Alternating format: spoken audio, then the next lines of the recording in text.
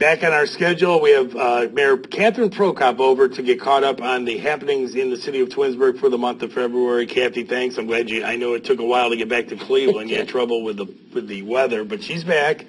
And we'll spend the next 28 minutes talking about things happening in Twinsburg, beginning with some old items because we didn't meet last month. But a new group had begun that I know you're a member of. So yes. I'm going to talk about the Community Investment Corporation, what it's made up with people-wise, and what the main objective of that group is, because you were able to secure $300,000 in startup costs. Now, is that from your budget, or where was it? It is. Okay. It's a Community Improvement Corporation.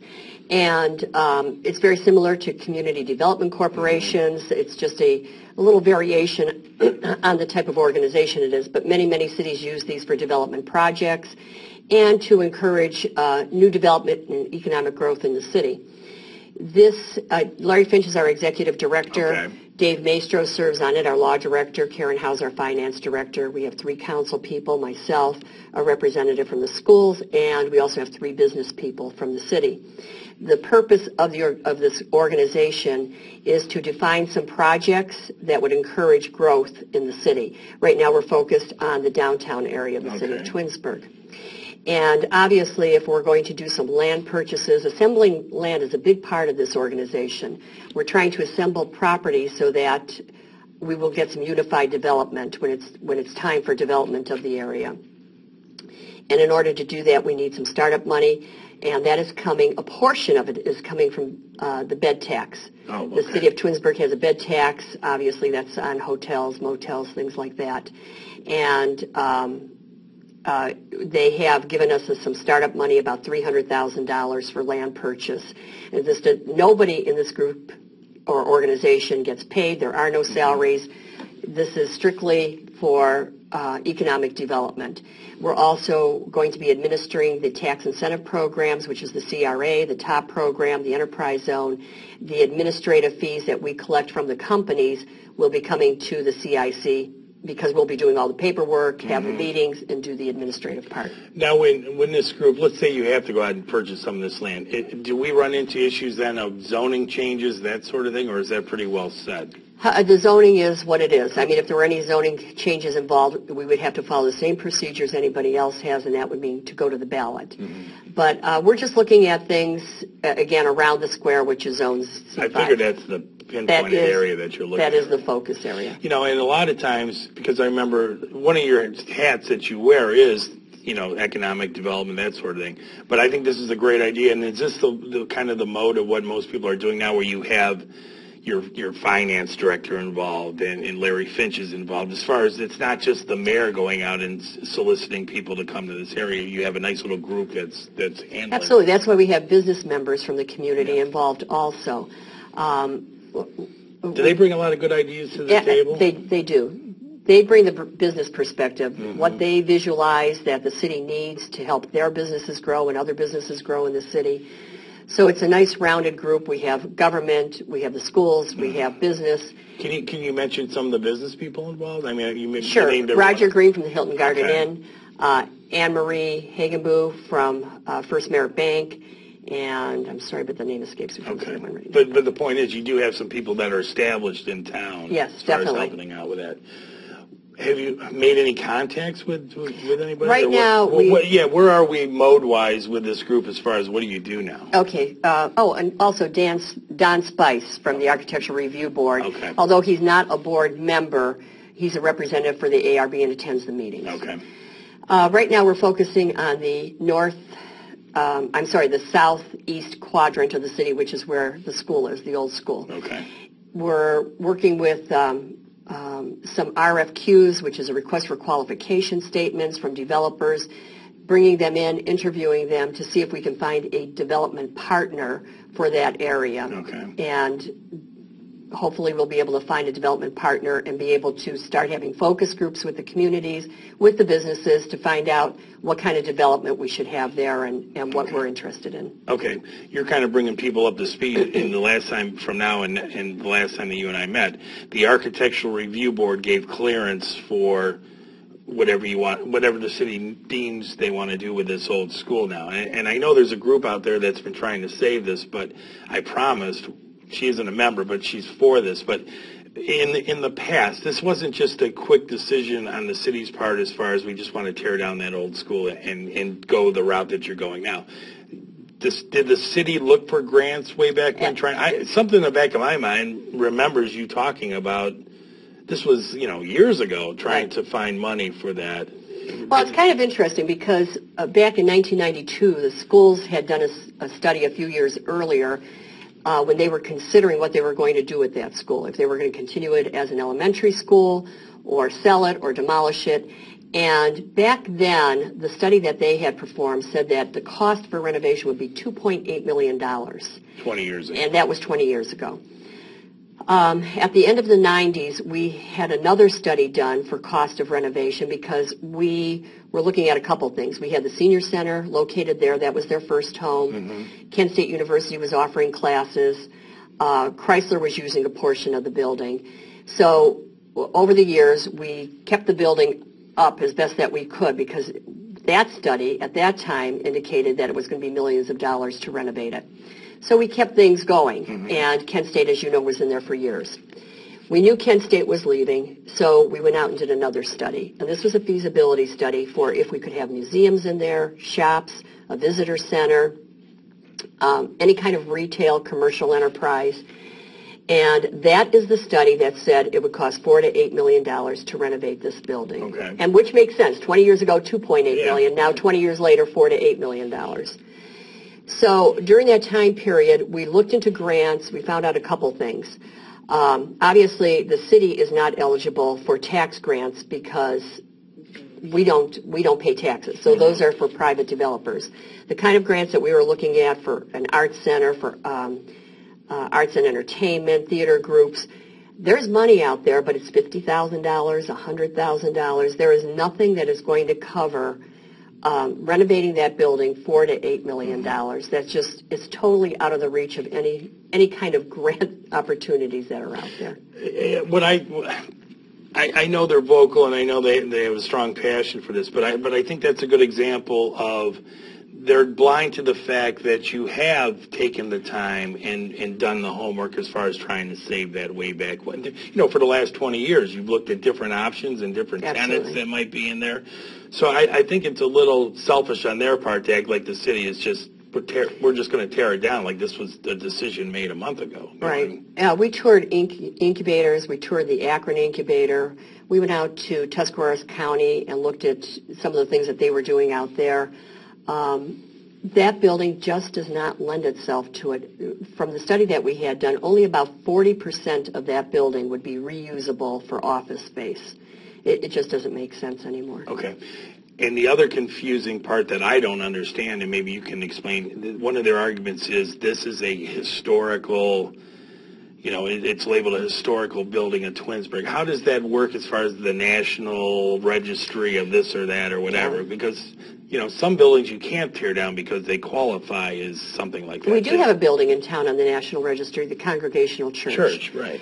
To be on a National Register, it has to be a significant architectural style or an architect who designed the building or some prominent person that went. There's certain things to be on a National Register. Okay. Even our own codes. Anything over 50 years in the city of Twinsburg is looked at as a possible historic building if it's over 50 years old. That's the first criteria. Mm-hmm. But then again, it has to be a notable architect, a person of note who lived in the building, some historic significance.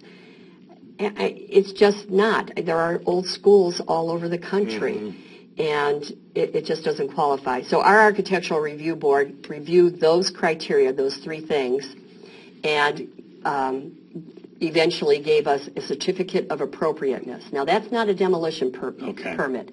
What it does is it says the building is not historic, and you can either demo it or renovate it, whatever you need to do with it. It's a certificate of appropriateness. Let me. I guess I'll be blunt. Do you have any plans on raising it anytime soon? And if you do you feel that you're going to be inviting any kind of a lawsuit from any of these people? Because you and I have been involved in these crazy things before. So sure.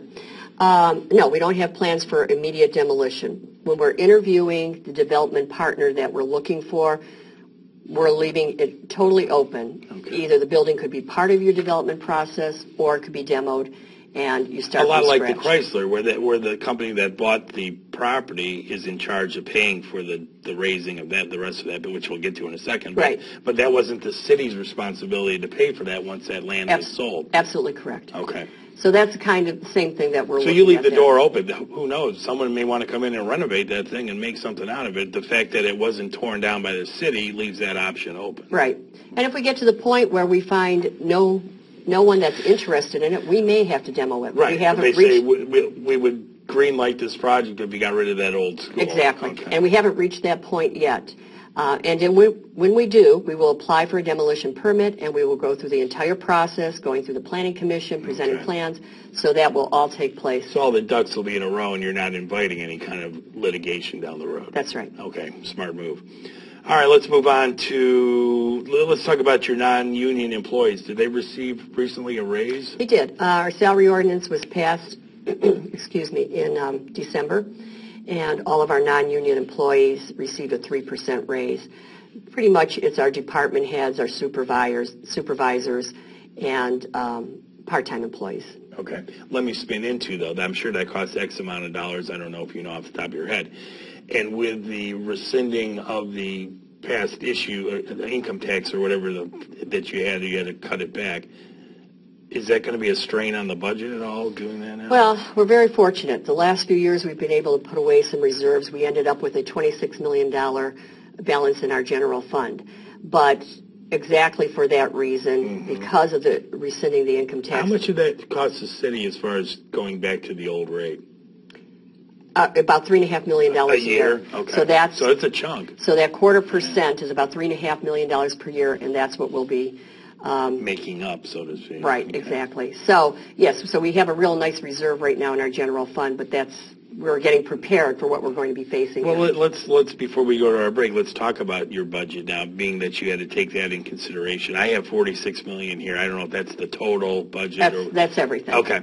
So can you break that down for me as far as what that means? About 80% of that is salaries. Okay. That, of course, is our largest. How many employees again are we at? About 165 right now. And it's been that. And we also have some part-time employees, but 165 full-time employees. Yes, it's been that way since before we rescinded the income, or before we increased the income tax. We have about $5 million in capital projects. Westwood Drive is going to be done. We have some right-of-way that we're purchasing for State Route 91. Other road projects, our striping program. So lots of capital projects this year, and just our general needs for the city. Equipment purchases, product purchases, a lot going on. You know what, though? You guys have done a nice job of sharing regionalization as far as you don't have to buy a lot of it. If you can share it with another town. I know you've been taking advantage of that. And my real important question with the budget, I guess, in the latest figures from Karen House, revenue-wise, are we still doing above what you did a year ago as far as... We are right now, but it seems that that's been the trend. In January and February, our revenues always seem to be up, and then they go down as the months go on. So we'll see where we end up. This is really hard to tell in these first couple months. Okay. Let's take our break. We'll go down now for the meetings for the month of February, and then Kathy and I will finish things up, so stay with us. If I ever get...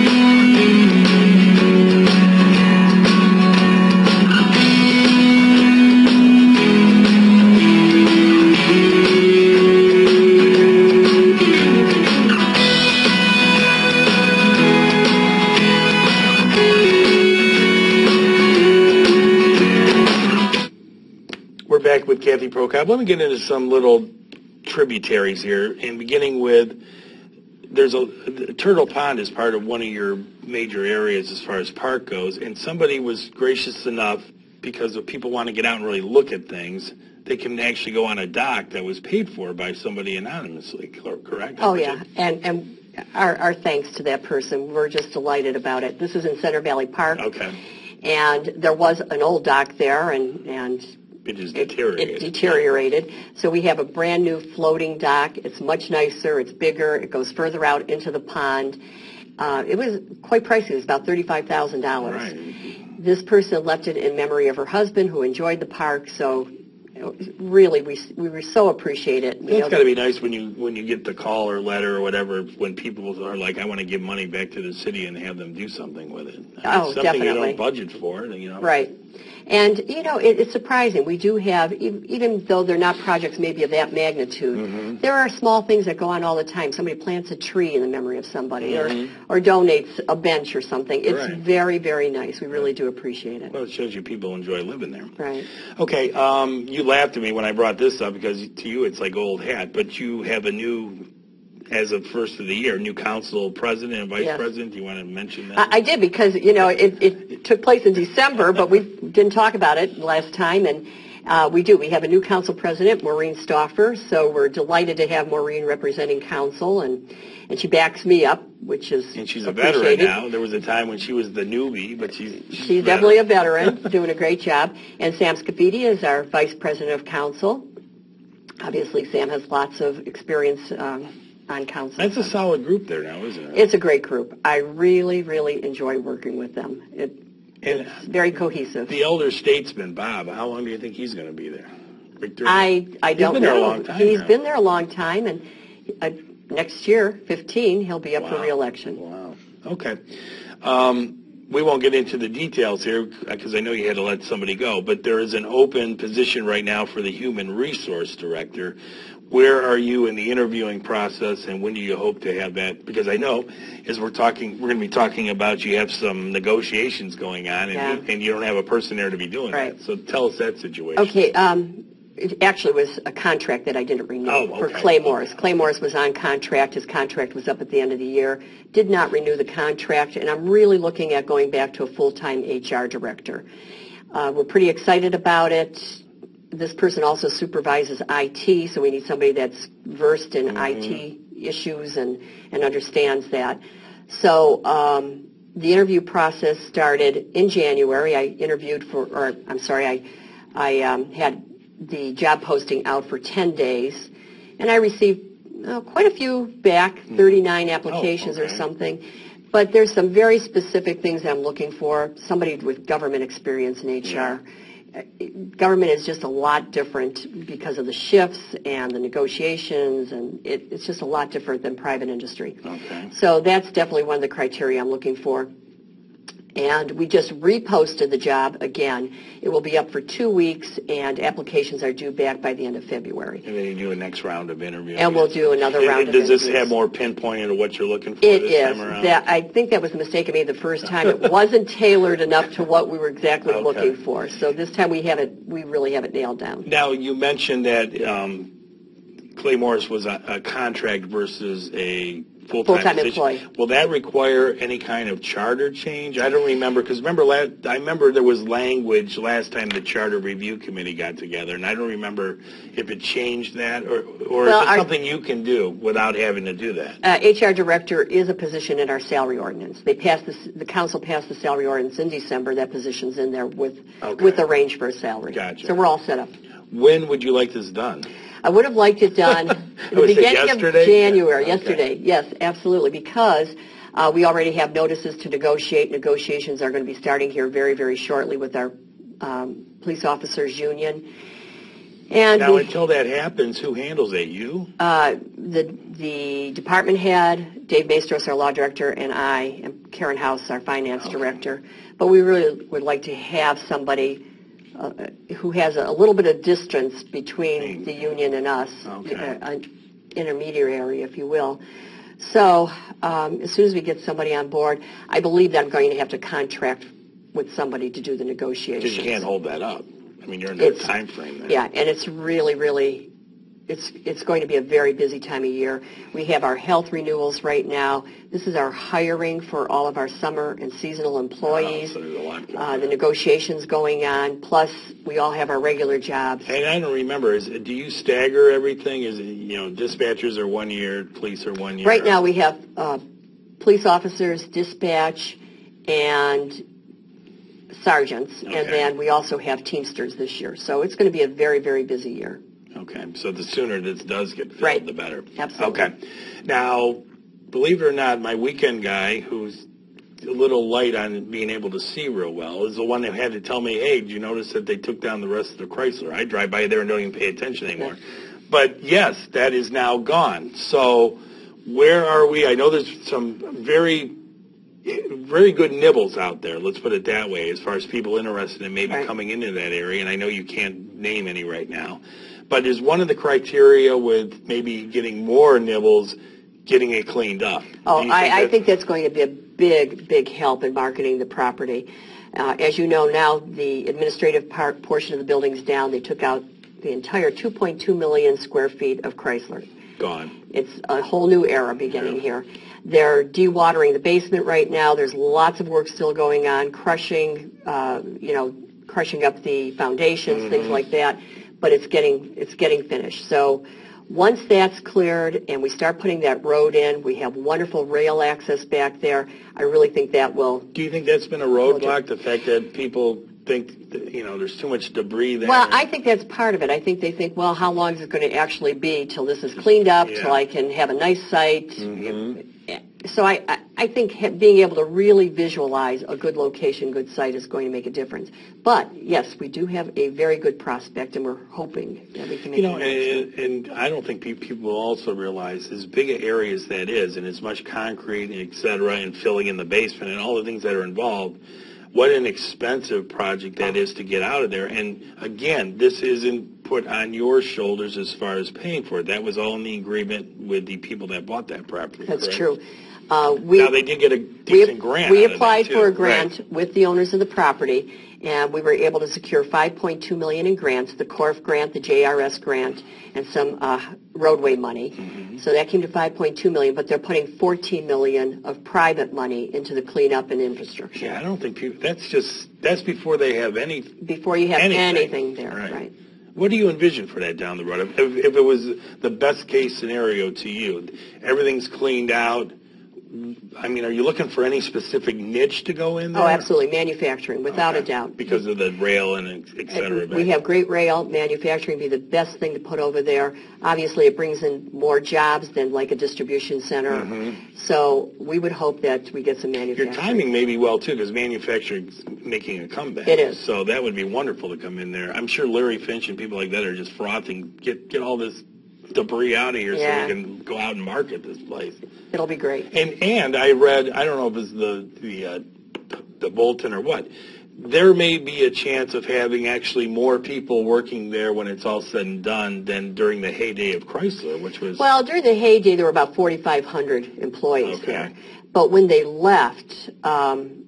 2,000? Yeah, that was 1,200, but they were averaging about 2,500 employees, like when Jim Carabet was in office. Would you be happy to have 2,500? I would be thrilled with 2,500 employees there. What was the financial total again during, I mean, let's talk about when it was 2,500, not 4,500, impacted the city money-wise? That was about $3 to $4 million.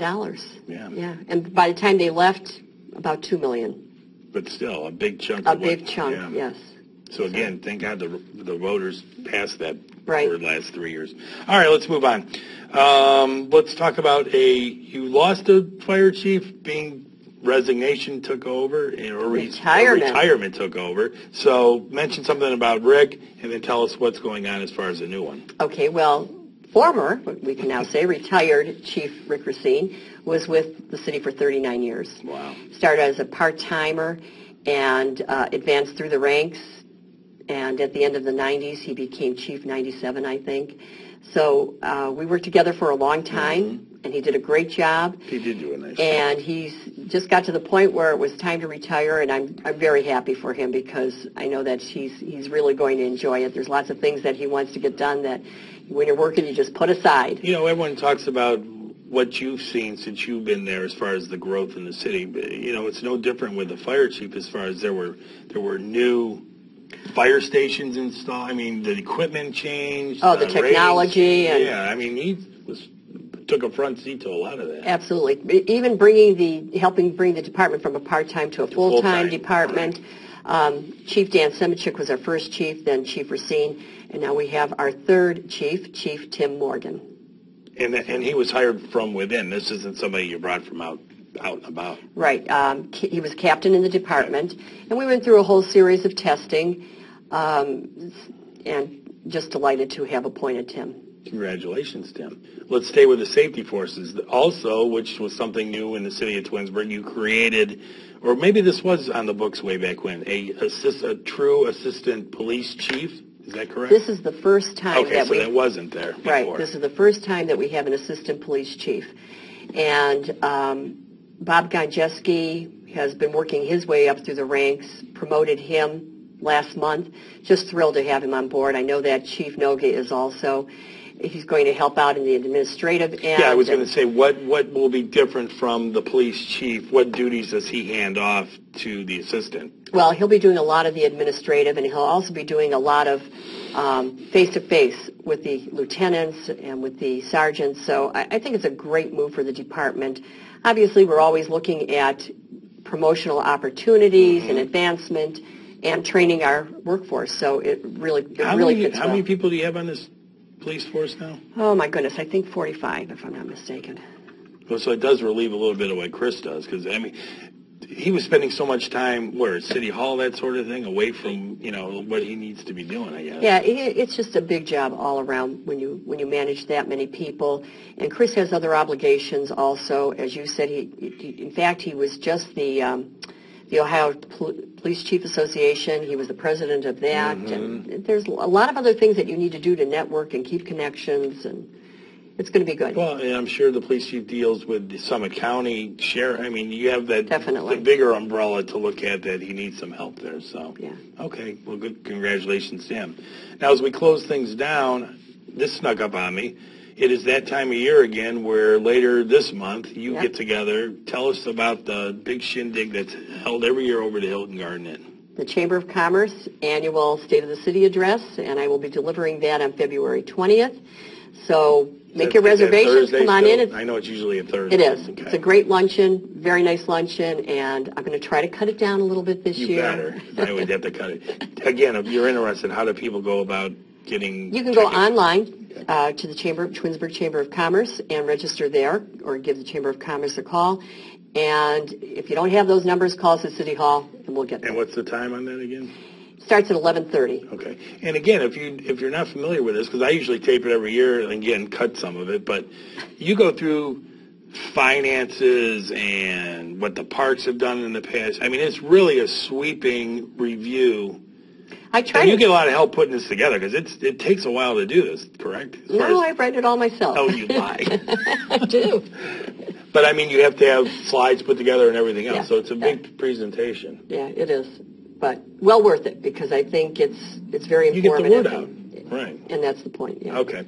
Well, welcome back. It's good to get back in the driver's seat with you as far as a brand new year. Anything on the docket as far as like where you'd see the city this year going? Oh, boy. Is that Center Valley Park and that sort of thing? Yeah, we're really going to work on Liberty Park. We want to get that path in. So that's one of our big things. We want to start making those connections. Laurel Trail, connecting Chamberlain Road over to the center, not the center of town, but to our library and fitness center. A lot of things. All right. A lot of good things. I'm cutting you off because we got to go. Congratulations. Welcome back. And I will see you later this month at the Hilton. Sounds good. All righty. Thank you.